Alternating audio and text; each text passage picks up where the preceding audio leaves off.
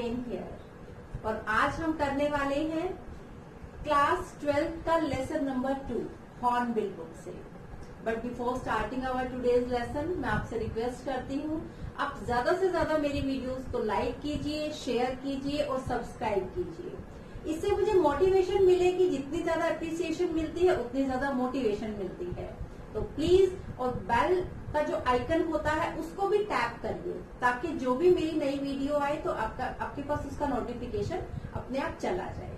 ठीक है, और आप कमेंट बॉक्स में कमेंट भी कर सकते हैं अगर आपको वीडियो अच्छी लगती है तो स्टार्ट करते हैं आज की वीडियो।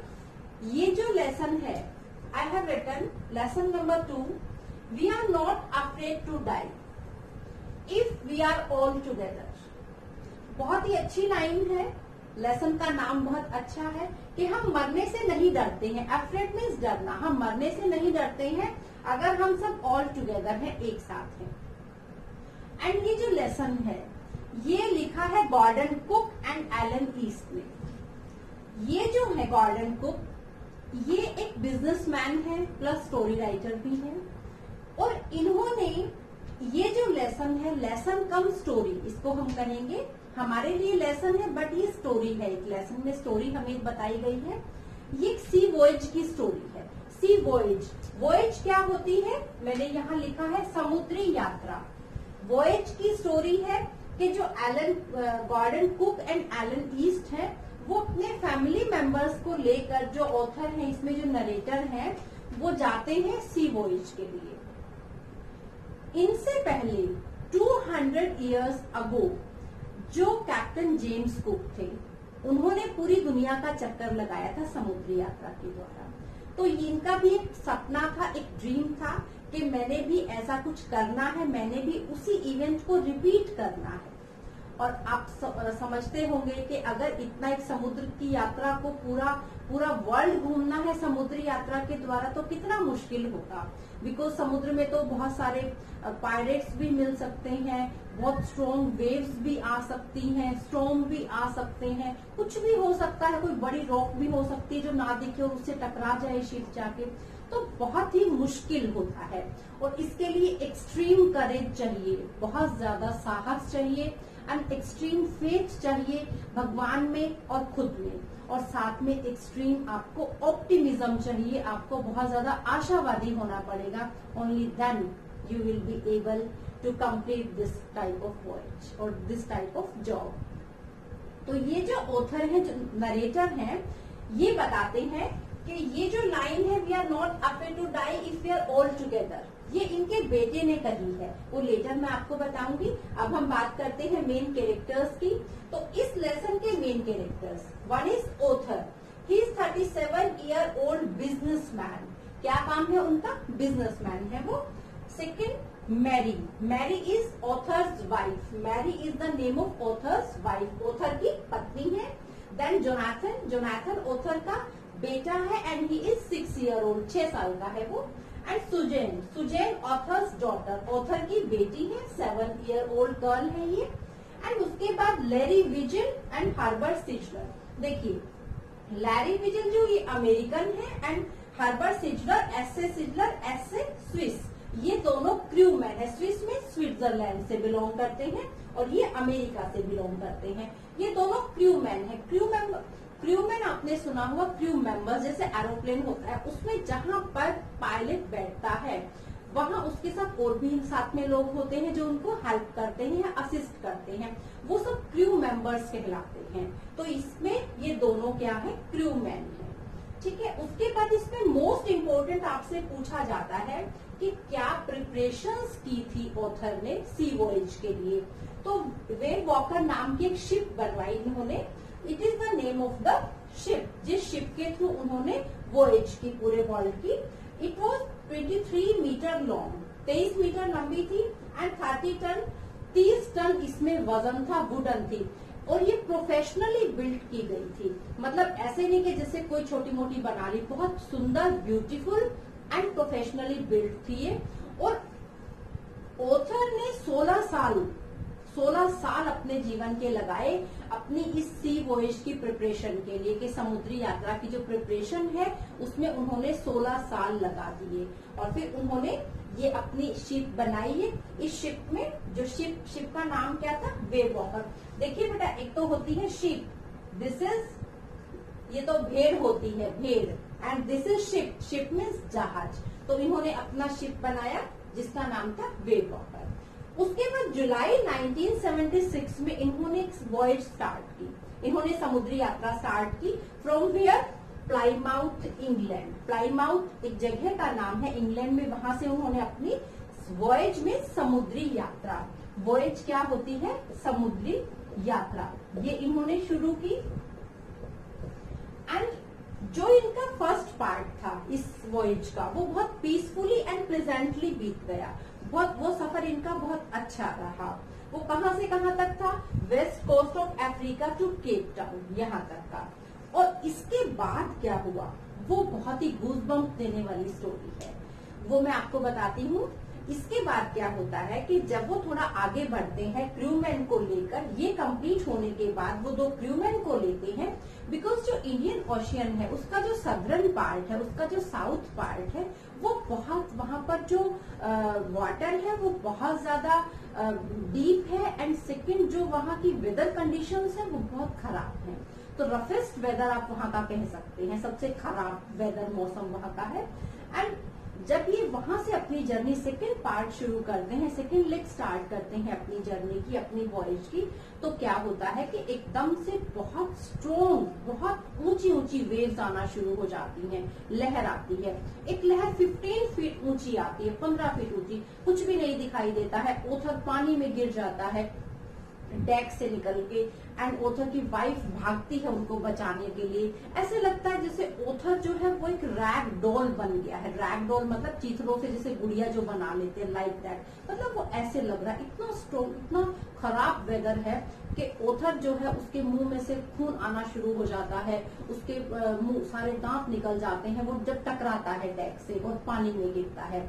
उसकी वाइफ भाग के आती है कि अब हम सब डूबने वाले हैं। लेकिन जो उनका बेटा है जोनाथन, वो बच्चा, उसको भी चोट लगती है। जो उनकी बेटी है सुजैन, उसके माथा कहीं टकराता है, उसके माथे पे जख्म हो जाता है, हाथ पे भी जख्म हो जाता है, आईज से ब्लैक जख्म से हो जाती है टकरा के। बट ये बच्चे बिल्कुल भी हार नहीं मानते हैं। दे show courage and faith, extreme courage and faith, वो दोनों बच्चे दिखाते हैं। एंड जो उनके पास 2 वाटर पंप्स हैं, इन्होंने वाटर पंप्स लिए हुए थे कि अगर भगवान ना करे कहीं पानी भरना शुरू हो जाए अगर शिप में, तो वो क्या उस वहां पानी को निकाल सके। तो शिप में जब पानी भरता है तो वो दोनों पंप्स को यूज करना चाहते हैं, बट उनके पंप को खराब हो चुके हैं। फिर जब वो इलेक्ट्रिक पंप्स की मदद लेना चाहते हैं तो उनमें शॉर्ट सर्किट हो जाता है।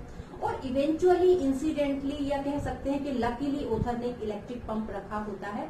वो क्रूमैन फटाफट पानी कोशिश करते हैं पागलों की तरह कि पानी किसी तरह से निकाला जाए, क्योंकि अगर पूरी शिप में पानी भर गया तो वो अपने आप ही डूब जाएगी। और दोनों बच्चे भी बहुत खड़े हैं, दोनों अपने पेरेंट्स के साथ उस मुसीबत की घड़ी में। एंड फाइनली ये रोटेशन लगाते हैं 15 घंटे, 16 घंटे तक ये लगातार बुरा हाल रहता है। और 15-16 घंटे के बाद ये पानी निकालने में सफल होते हैं और थोड़ा ऐसी जगह पे आ जाते हैं जहां पर ये सेफ है। और साथ में 2-2 घंटा इन बिटवीन रोटेशन पे ड्यूटी लगाते हैं कि 2 घंटा ये ध्यान रखेगा, 2 घंटा ये ध्यान रखेगा। इस तरह से अपनी ड्यूटी को बांट कर ये लोग इस वॉयज को कंप्लीट करते हैं। एंड फाइनली जब ये एम्स्टर्डम, इनको एक आइलैंड दिखता है, दिस इज एक वोल्केनिक आइलैंड पे ये लोग पहुंचते हैं। जो वोल्केनो से जब वोल्केनोस इरप्ट होते हैं, ज्वालामुखी इरप्ट होते हैं, उनसे आइलैंड्स बन जाते हैं। तो वैसे एक आइलैंड पे लोग पहुंचते हैं।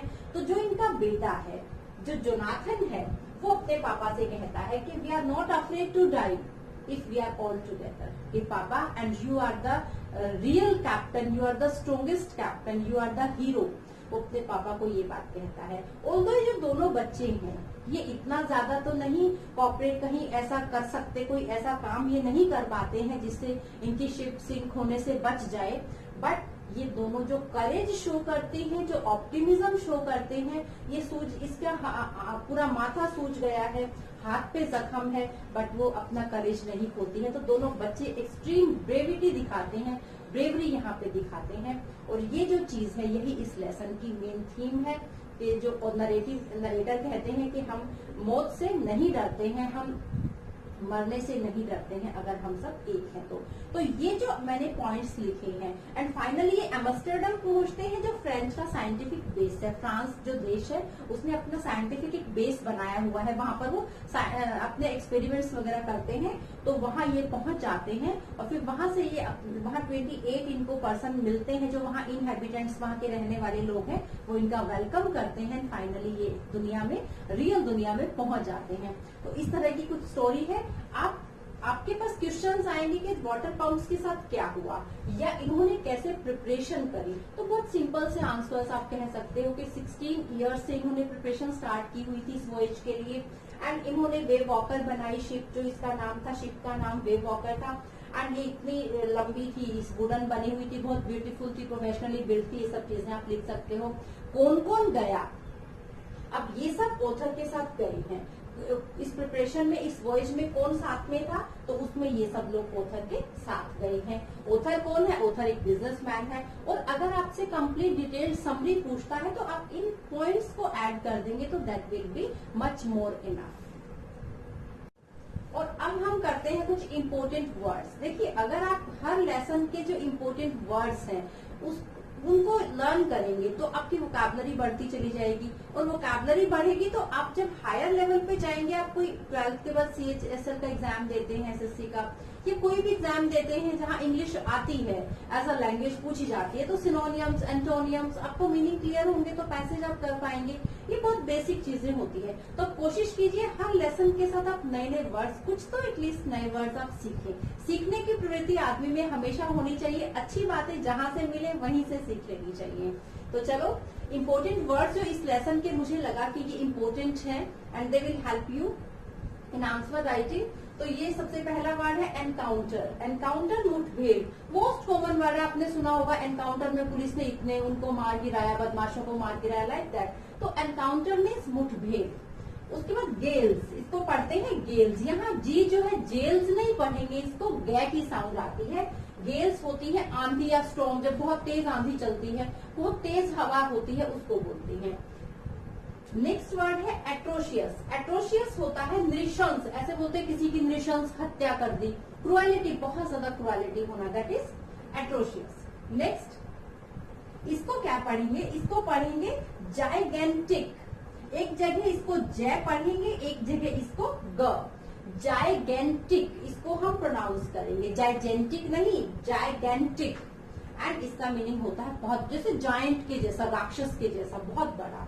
नोट, इसको हम बेटा कनोट नहीं पढ़ेंगे, इसको हम नोट पढ़ेंगे। जैसे एक वर्ड और होता है नो, नो हम पढ़ते हैं, इसको बहुत से बच्चे कनो बोलते हैं। कनो नहीं होता है, केस रिमेन साइलेंट, के साइलेंट रहता है, एंड हम इसको प्रोनाउंस करते हैं नोट। नोट मीन्स गांठ। नेक्स्ट, मास्ट। मास्ट होता है मस्तूल, जहाज के ऊपर एक झंडा सा लगा होता है ऊंचा सा, जब आप दूर से जहाज को देखेंगे तो सबसे पहले आपको यही दिखेगा, इसको बोलते हैं मस्तूल। Next, bleak. ब्लीक मीन्स अंधकार में, या कलरलेस भी हम कह सकते हैं। कलरलेस क्या है, जहां अंधकार है। और कलर की स्पेलिंग ना आपको कहीं तो यहाँ यू लिखा मिलेगा, कहीं पे नहीं लिखा मिलेगा, तो दोनों स्पेलिंग्स ठीक होती है, ये आपको चिंता करने की जरूरत नहीं है। नेक्स्ट वर्ड पे आते हैं अनॉर्मस। अनॉर्मस मीन्स विशाल, इसको हम क्या पढ़ेंगे, ह्यूज। ह्यूज मीन्स भी बहुत विशाल, ह्यूज। नेक्स्ट, स्क्रीम, चिल्लाना, इसको हम क्या पढ़ेंगे, स्क्रीम, चिल्लाना, चीखना। नेक्स्ट वर्ड आता है ओमिनस। ओमिनस क्या होता है, अपशगुन, ऐसे बोलते हैं ना, जा रहे बिल्ली रास्ता काट गई, अपशगुन हो गया, दैट इज ओमिनस, अपशगुन। नेक्स्ट वर्ड आता है स्लोश्ड। स्लोश्ड होता है गंदा किया। Next word hammer. हैमर आपने सुना होगा, हथौड़ी। नेक्स्ट वर्ड आता है ट्रिमेंडस। ट्रिमेंडस मीन्स भयंकर, horrible, terrible, tremendous. Next word is caricature. Caricature means cartoon. कुछ वर्ड्स ऐसे भी होते हैं जो आपको पता होते हैं मीनिंग्स, कुछ वर्ड्स ऐसे होते हैं जो आपने फर्स्ट टाइम सुने होते हैं, तो जो हमने पहले हमें आते हैं वो रिवाइज हो जाते हैं, और कुछ जो हमें नहीं आते हैं वो हम नए वर्ड्स इस वोकैबुलरी के थ्रू सीख पाते हैं। तो मुझे उम्मीद है कि आपको ये वीडियो बहुत पसंद आएगी, और मेरी पिछली वीडियोस भी आपको पसंद आई होंगी।